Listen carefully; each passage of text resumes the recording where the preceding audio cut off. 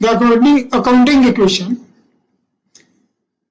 The three basic elements of accounting are assets, liabilities, owners' equities, means capital. Assets are represent the things of value that a business owns.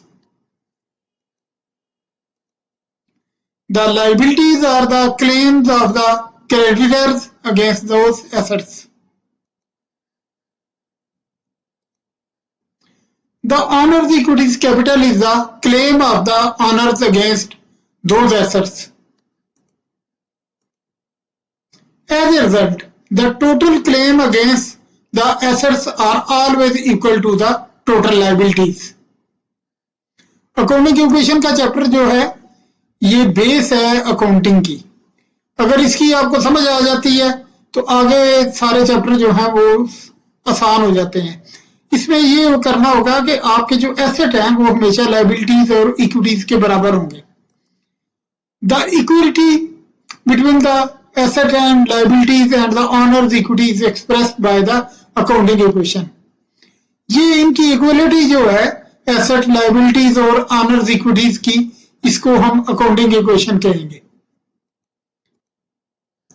इसकी मिसाल हम देखते हैं. Example, when Mr. A proprietor has started his business with rupees 20,000 and building of rupees 5 lakh, then this fact is recorded at two places, assets account and capital account. अब mister A proprietor था, उसने कारोबार शुरू किया, 20,000 उसने invest किया cash की सूरत में, और बिल्डिंग उसने 5 लाख की थी उसके पास, वो कारोबार में लेकर आया. अब इसको देखते हैं कि हम कैसे लिखेंगे. Assets are equal to capital. Assets है, लाइन लगा लेते हैं. देखिए, एक कैश लेकर आया, एक बिल्डिंग लेकर आया, और लेकर कौन आया था? ए लेकर आया था. कैश था उसके पास 20,000 का, बिल्डिंग थी 5 लाख की. टोटल करेंगे तो ए का जो सरमाया है जिसे हम कैपिटल कहते हैं वो 5,20,000 बन जाएगा. अब ये देखिए, एक साइड एसेट की है और एक कैपिटल और इक्विटीज वाली साइड है. ये दोनों आपस में बराबर होंगे. जितना वो कैश लेकर आया, बिल्डिंग लेकर आया, अब बिजनेस उसी का जो है वो जिम्मेदार है, एक किस्म का उसका लायबल है कि उसको रन करे. अगर यहाँ पे कैश कम होता है तो उसका सरमाया कम हो जाएगा. अगर बिल्डिंग में डैमेज होती है, उसकी वैल्यू या कम हो जाती है, तो वो यहाँ पे कैपिटल में कमी होगी. अगर कैश में इजाफा हुआ तो उसके सरमाए में भी इजाफा होगा. अब आगे देखते हैं. If the business increases the asset by borrowing, अब उसने 20,000 जो है किसी से उधार ले लिया है. अब उसमें देखें कि ये कैसे करेंगे. इसको एसेट लिखेंगे, लायबिलिटीज वाली साइड पे कैपिटल लिख देंगे. कैश वो लेकर आया था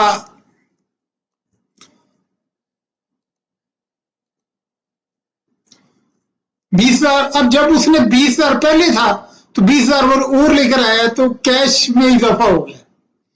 अब दूसरी तरफ आप देखें कि ये उसने बारो किए हैं पैसे, ये उसने देने हैं. ये इस तरह नहीं है कि वो कहीं से उसको इनकम नहीं हुई. जब उसने देने हैं तो ये एक लोन जनरेट हो गया. तो उतने की ही एक लायबिलिटी जिसे हम लोन कह लेंगे, अकाउंट पेएबल कह लें, कोई भी इसका नाम रख लें.